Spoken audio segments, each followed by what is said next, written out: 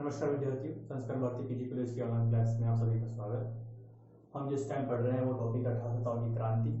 हमने 1857 की क्रांति के कारण पढ़ लिए, इसके विद्रोह की स्टार्टिंग कैसे हुई और विद्रोह का प्रसार भारत के कौन कौन से राज्यों में हुआ और किन किन नेताओं ने इसको नेतृत्व प्रदान किया और कौन कौन से अंग्रेजी अधिकारियों ने वहाँ के विद्रोह को शांत किया था, इसके बारे में हमने पढ़ लिया है। देखो, 1857 क्रांति जो थी ये प्रथम भारतीय स्वतंत्रता संग्राम कहा जा सकता है इसे। ये बहुत ही बड़े व्यापक पैमाने पर फैला क्योंकि ये 100 सालों की परिणति का परिणाम था। इतने 100 सालों तक अंग्रेजों के जो अत्याचार थे, उनकी जो योजनाएं थी, उनके जो कुचक्र थे, उनकी वजह से भारतीय जनता में त्रासदी फैल गई थी। उनके मन में अंग्रेजों के खिलाफ जो भावनाएं थी, जो विद्रोही स्वरूप था, वो निकल कर सामने आता है। वो 1857 की क्रांति के रूप में हमें देखने को मिलता है। अब देखो, क्रांति भारत के तकरीबन बहुत सारे शहरों में, बहुत सारे स्थलों पर एक क्रांति हमें देखने को मिलती है। बहुत से राजाओं ने, बहुत से लोगों ने इसको अपना नेतृत्व प्रदान किया, लेकिन ये क्रांति जो थी वो सफल नहीं हो सकी। अब सफल क्यों नहीं हो सकी, उसके पीछे क्या कारण थे, क्या वजह थी, क्या कमियां थी, उसको हम अब बारी बारी से हम इसमें देखते हैं। देखो, 1857 क्रांति जो थी वो क्या था? एक विद्रोह था। जैसे हम क्रांति भी कहते हैं, विद्रोह भी कहते हैं, एक सैन्य विद्रोह भी कहते हैं। अलग अलग स्वरूप में हम इसको पढ़ते हैं। लेकिन क्रांति जो थी उसमें क्या था, मेन चीज, जो क्रांति जो उठी उसमें संगठन जो था वो इतना मजबूत नहीं था कि वो क्रांति को एक सुचालित तरीके से आगे बढ़ा सके। यानी कि यूनिफिकेशन उनमें नहीं थी, यूनिटी नहीं थी, एकता नहीं थी। हमने देखा कि अलग अलग जगह पर, अलग अलग टाइम पर क्या हो रहा है, विद्रोह हो रहा है। उनमें एकता नहीं थी कि एक स्वरूप प्रदान कर सके उसे, कि झांसी में अलग जगह हो रहा, अलग तिथि को हो रहा है, उसका नेतृत्व प्रदान करने वाला अलग है, उसका संगठन अलग है, उनके उद्देश्य अलग है। दिल्ली में अलग है, मेरठ में अलग है, लखनऊ में अलग है। तो उनमें जो थी आपसी तालमेल नहीं था कि हम आपस में मिलकर इस क्रांति को और धधकने दें। ऐसा स्वरूप, ऐसा संगठन की भावना उनमें हमें देखने को नहीं मिलती है। तो विद्रोह के असफल होने का सबसे बड़ा कारण जो था वो था संगठन का अभाव होना। जहां अंग्रेजों की सेना जो थी वो संगठित थी, लेकिन भारतीयों की सेना उनके आगे कुछ भी नहीं थी। अंग्रेजों की सेना थी जो थी संगठित थी, आधुनिक हथियारों से लैस थी और सुसज्जित थी। वही भारतीय योद्धाओं में उद्देश्य, स्थान और क्षेत्र की भिन्नता के कारण क्या था, मजबूत संगठन तैयार नहीं था। अंग्रेजों के आगे इनकी सेना में संगठन नहीं था, हथियार भी ऐसे नहीं थे, संसाधन भी ऐसे नहीं थे कि वो उस संगठन को एक रूपता प्रदान कर सके। तो कहां टिकने वाले थे अंग्रेजों की सेना के आगे? क्योंकि संगठन ही नहीं है। सबसे बड़ी चीज जो चीज चाहिए वो संगठन चाहिए, एकता चाहिए। जब तक आप में एकता नहीं है, आप किसी भी चीज को नहीं जीत सकते। जैसे कि हमने देखा कि 1757 का जो प्लासी का युद्ध था उसमें क्या था, संगठन तो जो संगठन था वो मजबूत ही नहीं था, क्योंकि सेना जो बटी हुई थी, आधी से ज्यादा सेना जो थी अंग्रेजों के पक्ष में थी प्लासी के युद्ध में। तो क्या था, ऑटोमेटिकली जो वो युद्ध था वो नवाब जो था हार गया। उसी प्रकार जो था 1857 की क्रांति जो थी, जहां पर सैन्य विद्रोह हो रहे थे, उनमें क्या था, संगठन का पूर्णतः अभाव हमें देखने को मिलता है। तो मजबूत संगठन नहीं था, इसलिए यह विद्रोह जो था वो अखिल भारतीय यानी कि पूरे भारत में नहीं फैल सका। अखिल भारतीय स्वरूप जो था वो ग्रहण नहीं कर पाया ये जो क्रांति थी। क्यों अखिल भारतीय संगठन नहीं बना पाया? और किससे क्या है कि जो काफी सारे लोग थे, अलग जिस जगह पर क्रांति नहीं हुई है और जिस जगह पर क्रांति हुई है, वो वहां के साधारण लोग भी, जनसाधारण भी इसमें इन्वॉल्व नहीं हो पाए थे। काफी सारा एक बड़ा वर्ग था, एक बड़े वर्ग ने इस क्रांति में भाग ही नहीं लिया, क्योंकि संगठन का अभाव था, निश्चित उद्देश्य नहीं थे इनके। अगर आप संगठन को मजबूत करते हो तो आप बड़ी से बड़ी चुनौती या बड़े से बड़े लक्ष्य को भी प्राप्त कर सकते हो। अगर आप में एकता नहीं है तो कैसे चलेगा? तो सबसे बड़ी जो इम्पोर्टेंट चीज है वो होती है इनमें संगठन का पूर्णतः अभाव। और दूसरा पॉइंट देखो तो देखो, अधिकांश राज्यों का क्या था? राजभक्त बने रहना। अधिकांश जो भारत के राज्य थे उनके राजा थे और सामंत थे, वो क्या थे? अंग्रेजों के स्वामी भक्त बने हुए थे।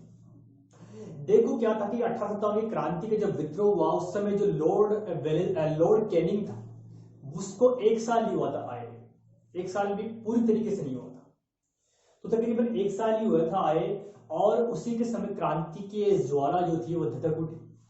अब उसके लिए बड़ी चुनौती थी कि कैसे वो इस क्रांति को दबाए। उसको ये समझ में नहीं आ रहा था कि एक के बाद एक जगहों पर क्रांति का विस्फोट फूट रहा था, तो उसको कैसे वो उसे दबाए। तो उसने क्या किया, जो पहले से चली आ रही सहायक संधि वगैरह थी, जिसमें क्या थे, जो भारत के राजा जो थे वो क्या बन गए थे? अंग्रेजों के स्वामी भक्त बन गए थे। और स्वामी भक्त बनने के कारण क्या था, कैनिंग ने उनसे अनुरोध किया, उन्होंने विनय किया, राजभक्ति की दुहाई दी और उनसे क्या की? सहायता प्राप्त की। अधिकांश जो राजा थे वो अंग्रेजों के स्वामी भक्त बने रहे और उन्होंने क्या किया, अंग्रेजों को सहायता दी भारतीयों के इस विद्रोह को दबाने के लिए। यानी भारतीयों ने ही भारतीयों के विद्रोह को दबाया। क्योंकि लॉर्ड कैनिंग ने क्या किया कि विद्रोह को दबाने के लिए इंग्लैंड से सेना बुलाई, लेकिन इंग्लैंड जो सेना आनी थी वो उसको 6 महीने का समय लगना था। अब 6 महीने का समय इसलिए लगना था क्योंकि वो अफ्रीका महाद्वीप के चक्कर लगा के आनी थी जहाज के थ्रू। उस समय प्लेन तो थे नहीं कि एक रात के अंदर आ गए, तो उस समय पानी की जहाज चलते थे, वो पानी की जहाज बहुत धीमे थे, आज की तरह गतिवान नहीं थे, और वो भी अफ्रीका महाद्वीप के चक्कर लगाते हुए आती थी और 6 महीने का टाइम लगता था। तो उसके पास इतना पर्याप्त समय नहीं था कैनिंग के पास कि वो इस धधकती ज्वाला को शांत कर सके। तो उसने सहारा लिया राज्यों का, भारतीय राजाओं का। भारतीय राजाओं में से अधिकांश ने देखो, जिनमें थे मद्रास, बंबई, ये राजा नहीं थे, ये जो प्रेसिडेंसी, यहाँ के सैनिकों ने क्या किया, यहाँ पर भारतीय सैनिक जो थे उन्होंने क्या किया, इस विद्रोह को दबाने में सहायता प्रदान की। अब राजाओं में देखो, राजस्थान के राजस्थान में क्रांति की ज्वाला फूटी थी लेकिन उसको तुरंत ही दबा दिया। राजस्थान के राजा, पंजाब वाला एरिया, पंजाब का एरिया, सिंधिया जो है, हैदराबाद का नवाब,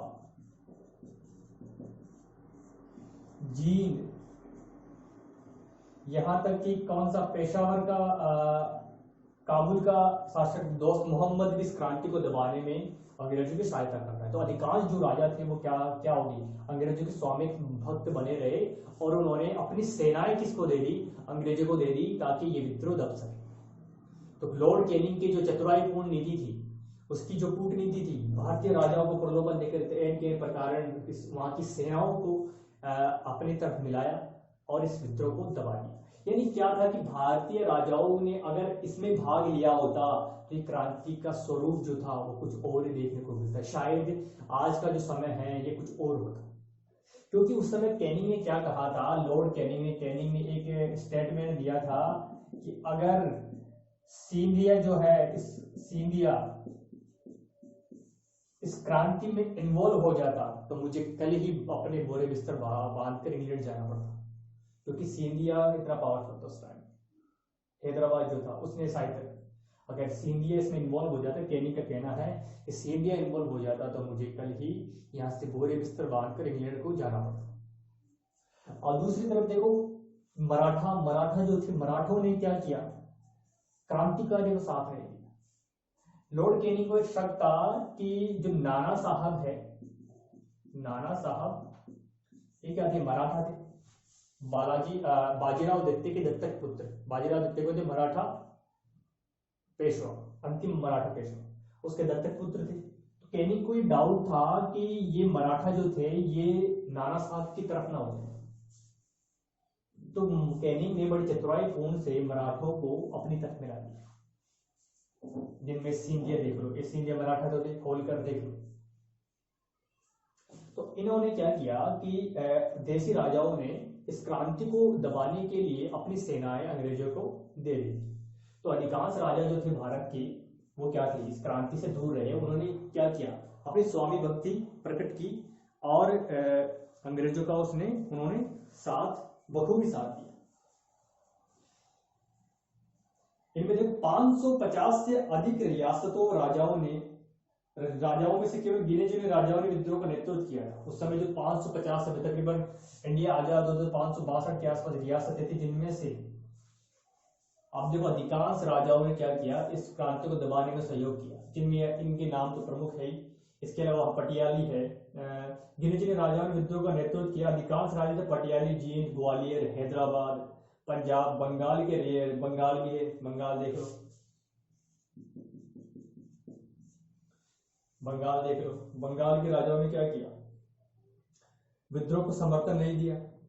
कैनिंग ने ये भी कहा कि अभी मैंने बताया कि सिंधिया अगर भाग लेता तो उसे बोरे बिस्तर बांध कर भागना पड़ता।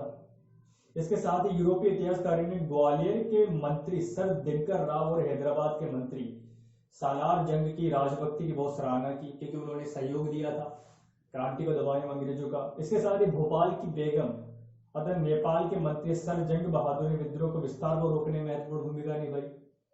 ये देखो भारत के लोग। लॉर्ड एल्फिंस्टन ने बम्बई प्रेसिडेंसी में विद्रोह को आग को भड़कने से पूर्व दबा दिया। यहाँ पे बम्बई प्रेसिडेंसी लॉर्ड एल्फिंस्टन था यहाँ का गवर्नर इस प्रेसिडेंसी का। मद्रास में भी अगर वो फैली, उसको भी दबा दिया गया। मद्रास और बम्बई की सेनाओं ने क्या किया था, यहाँ पर भारतीय सैनिक थे, ये याद रखना कि तकरीबन 3 लाख के आसपास तो भारतीय थे, 1 लाख के आसपास यूरोपियन सैनिक थे। और इन भारतीयों ने भारतीयों के विद्रोह को दबाया था, भारतीयों की इस विद्रोह को दबाया था। ठीक है, ये याद रखना है आप। और लॉरेंस जो था वो राजस्थान के, यहाँ का जो वो था, यहाँ पर लॉरेंस था राजस्थान में मेन युद्ध।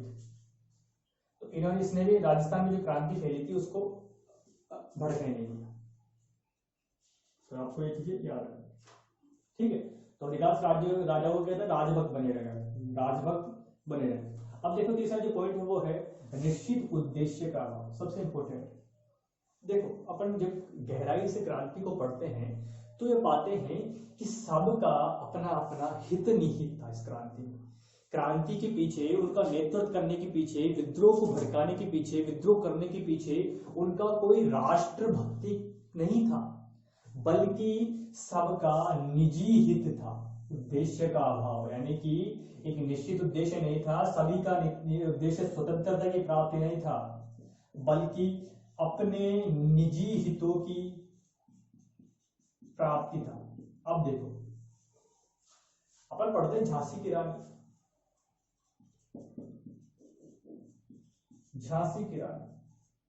देखो अब गहराई से झांसी की रानी को पढ़े तो पता चलता है कि झांसी की रानी का मकसद भारत को आजाद कराना नहीं था। क्या था मकसद जो था उसका, वो था उस समय अपने हित की प्राप्ति, यानी कि अपना जो राज्य था झांसी, झांसी को वापस प्राप्त करना चाहती, झांसी को प्राप्त करना चाहती, झांसी को लेना चाहती थी और अपने राज्य को वापस लेने के लिए उसने क्रांति का नेतृत्व किया था। यानी कि इनमें निश्चित उद्देश्य नहीं थे, यानी कि जितने भी नेतृत्व करता थे उनका सभी का अगर एक उद्देश्य होता कि हमें भारत को आजाद कराना है, अंग्रेजों को यहां से निकालना है, तो बात अलग थी। लेकिन सबका अलग अलग उद्देश्य था। नाना साहब का उद्देश्य देखो, नाना साहब क्या थे, इनकी पेंशन बंद करा दी गई थी, पेंशन को स्टार्ट करवाना चाहते थे नाना साहब, इस वजह से इन्होंने क्रांति का नेतृत्व किया। अवध में देखो, अवध की बात की जाए, अवध में यहाँ पे क्रांति हुई, तो हुआ क्या था कि लॉर्ड डलहौजी ने अवध राज्य को हड़प लिया था। तो अवध की जनता ने विद्रोह कर दिया था, जो यहाँ का जो नवाब था उसको, उसके लिए उसको कुशासन का आरोप लगाकर हटा दिया था।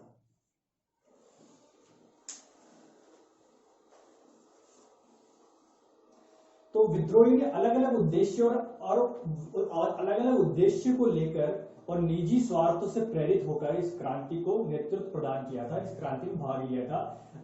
उनमें आंतरिक स्तर पर कोई राष्ट्रीय भावना कार्य नहीं कर रही थी, न ही भविष्य को लेकर उनके पास कोई योजना थी कि आगे भविष्य में हमें क्या करना है। उनके केवल उद्देश्य जो थे वो निजी स्वार्थ।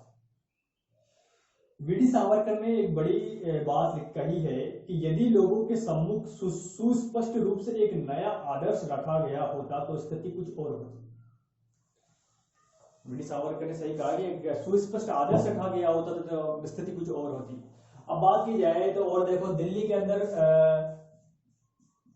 बहादुर शाह ने नेतृत्व प्रदान किया। अरे बहादुर शाह बूढ़ा हो चुका तो वो क्या नेतृत्व प्रदान करेगा, उसकी खुद की नहीं बस की बात नहीं। उसने तो जानबूझकर, उसने तो विवश होकर क्रांति को नेतृत्व प्रदान किया, ऐसा कोई उनका मकसद नहीं था, ये याद रखना। ठीक है, निश्चित उद्देश्य नहीं था इनका, तो ये सबसे बड़ी कमी थी कि वो एक उद्देश्य प्राप्त, अगर ये उद्देश्य को लेकर चलते कि हमें देश को आजाद कराना है, अंग्रेजों को बाहर निकालना है, तो बात अलग होती। एक नया आदर्श इन्होंने स्थापित नहीं किया था। और इन्होंने क्या किया कि अगर उद्देश्य क्या था, कब योजना बनानी है, कैसी योजना बनानी है, आगे क्या करना है, प्लानिंग क्या करनी है, इन्होंने क्या किया, दिल्ली को जीत लिया साहब। मेरठ से आए, मेरठ को जीतकर दिल्ली को जीत लिया। अब दिल्ली को जीतने के बाद इन्होंने एक परिषद का भी गठन किया, लेकिन कोई निश्चित उद्देश्य नहीं था इनके पास कि हमें आगे क्या करना है। उस समय क्रांतिकारियों में जोश तो बहुत था, लेकिन धीरे समय के साथ साथ वो जोश क्या है, ठंडा पड़ता गया। और जल्द ही क्या कर लिया, अंग्रेजों ने दिल्ली को पुनः अपने नियंत्रण में ले लिया। क्यों, क्या था, उद्देश्य नहीं था उनके पास कि अगर यहाँ दिल्ली को जीत लिया तो दिल्ली को जीतने के बाद दिल्ली में क्या किया जाए, इस विद्रोह को कैसे आगे बढ़ाया जाए, कैसे ज्यादा से ज्यादा राजाओं को, ज्यादा से ज्यादा जनता को, आम जनता को, मध्यम वर्ग को इसमें इन्वॉल्व कैसे किया जाए। इन सब को लेकर उनके मन में कोई आंतरिक रूप से कोई योजना नहीं थी उनके पास। और वहां दिल्ली को जीत लिया या फिर किसी शहर से अंग्रेजों को निकाल दिया तो उसके बाद क्या किया जाए, उनके पास कोई प्लानिंग नहीं थी। तो प्लानिंग नहीं होने के कारण क्या किया, अंग्रेजों ने पुनः उन स्थानों पर अपना नियंत्रण स्थापित कर लिया जिन पर क्रांतिकारियों ने नियंत्रण ले लिया। ठीक है, तो यह था निश्चित उद्देश्य का इनमें अभाव में देखने को मिलता है। अब कुशल नेतृत्व का अभाव, यह भी एक बहुत इंपॉर्टेंट चीज है। इन स्थानों पर जिन जिन नेताओं ने नेतृत्व प्रदान किया था उनमें एकता नहीं थी, नेतृत्व करने की क्षमता नहीं थी, क्योंकि नेतृत्व तब होता है जब उनके पास निश्चित उद्देश्य हो। उद्देश्य नहीं, उद्देश्य है तो वो क्या है, निजी हित है। भारत के इतिहास की सबसे बड़ी विडंबना ये रही है कि जब भी कोई विद्रोह हुआ है किसी भी क्षेत्र में अंग्रेजों के खिलाफ, उसमें क्या थे, जो नेतृत्व करता थे वो सही नहीं थे, उनमें नेतृत्व करने का अभाव था, यानी कि उनमें क्या था, एक्सपीरियंस की कमी थी। तो नेतृत्व कुशल नहीं होने के कारण क्या था, एक क्रांति जो थी वो ज्यादा समय तक टिक नहीं पाई और अंग्रेजों ने पुनः यहाँ उनके क्षेत्रों पर नियंत्रण स्थापित कर लिया। ये हमें देखने को मिलता है। जो नेतृत्व करता था, देखो नाना साहब है, तात्या टोपे है, लक्ष्मीबाई है, कुंवर सिंह है, बख्त खान है, अजीमुल्लाह, हजरत महल आदि क्रांतिकारियों ने, यद्यपि उनके इरादे पक्के थे, जिनका भी मैंने नाम लिया, लक्ष्मीबाई है, नाना साहब है, तात्या टोपे है, बख्त खान है, कुंवर सिंह है, हजरत महल है, तो उनके जो इरादे तो पक्के थे, लेकिन क्या था, उनमें एक चीज कमी थी, वो थी नेतृत्व करने की क्षमता उनमें विद्यमान नहीं थी। और नेतृत्व अगर नहीं है तो आप जनता को अपनी तरफ नहीं रख सकते। अधिकांश लोगों को, आप ज्यादा से ज्यादा लोगों को अगर नेतृत्व करने की क्षमता होती तो ज्यादा से ज्यादा लोग आपके साथ जुड़ जाते, लेकिन नहीं जुड़ पाए। तो नेतृत्व करने का क्वेश्चन नहीं है, अगर लीडरशिप आपकी अच्छी नहीं है तो आप नहीं कर पाओगे।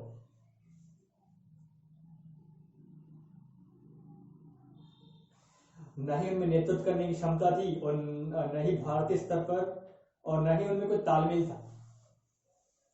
स्वामी विवेकानंद ने भी कहा है कि उदासीनता व तालमेल की कमी को 1857 की क्रांति की असफलता का प्रमुख कारण माना जा सकता है। उदासीनता व तालमेल की कमी थी, नेतृत्व का अभाव। विवेकानंद ने भी इस बात को एग्री किया। ठीक है, तो चौथा पॉइंट ये होता है संसाधनों की कमी। देखो अंग्रेज जो थे वो आधुनिक शस्त्रागारों से लैस थे, और इंडियंस के पास क्या था, वही पुराने तलवारें भाले थे। इनके पास क्या था, अंग्रेजों के पास बंदूकें थी, नई बंदूकें, वो भी अस्त्र शस्त्र जो थे आधुनिक थे। किनके पास, अंग्रेजों के पास। यानी उनके पास बंदूकें थी, तो बोला था बारूद थे, इनके पास क्या थे, वही तलवारें थी। तो संसाधनों की कमी के कारण ये ज्यादा देर तक टिक नहीं पाए। आपके पास चाहे कितना ही साहस क्यों ना हो, कैसे नहीं धैर्य कितना हो, लेकिन आपके पास संसाधन नहीं तो आप कुछ नहीं कर सकते।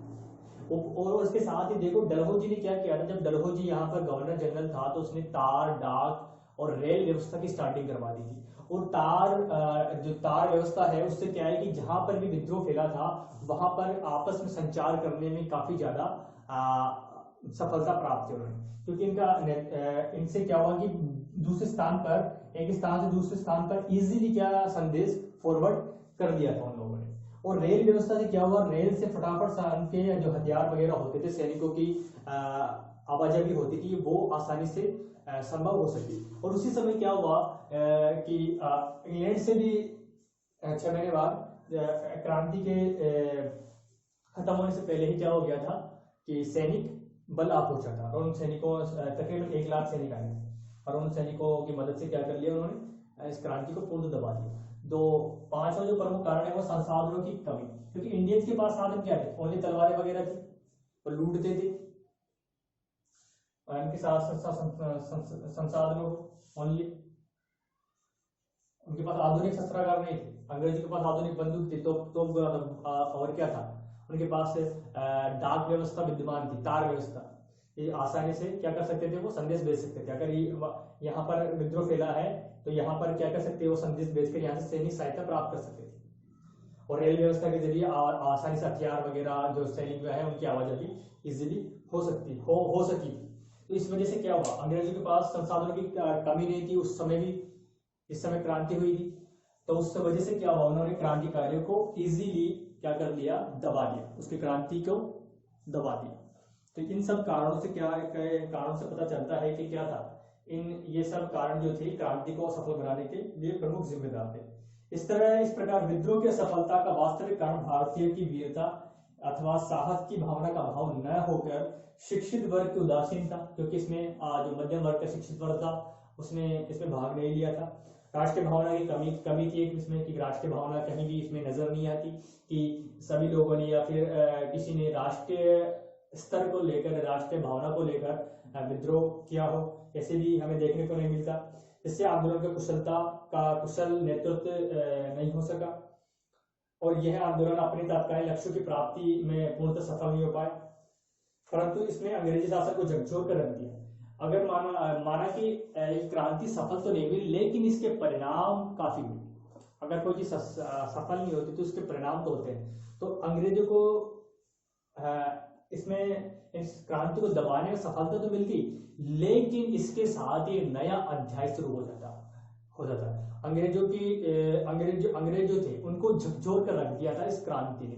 उसके बाद क्या होता है, इस क्रांति को दबाने के बाद, इस क्रांति के पूर्ण होने के बाद, असफल होने के बाद अंग्रेजी शासन में काफी सारे परिवर्तन देखने को मिलते हैं। अंग्रेज जो नीतियां चलाते आ रहे थे उन नीतियों में काफी परिवर्तन किए गए, जो कि हम आने वाले लेक्चर में पढ़ेंगे। इसके जो परिणाम निकले, इसके जो प्रभाव निकले, वो आने वाले हम नेक्स्ट वीडियो में पढ़ेंगे।